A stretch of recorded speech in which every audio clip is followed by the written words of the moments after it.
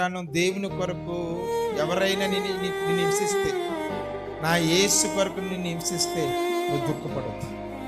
నా యేసు కొరకు నేను బాధ పెడితే నువ్వు దుఃఖపడవద్దు. ఎందుకో తెలుసా?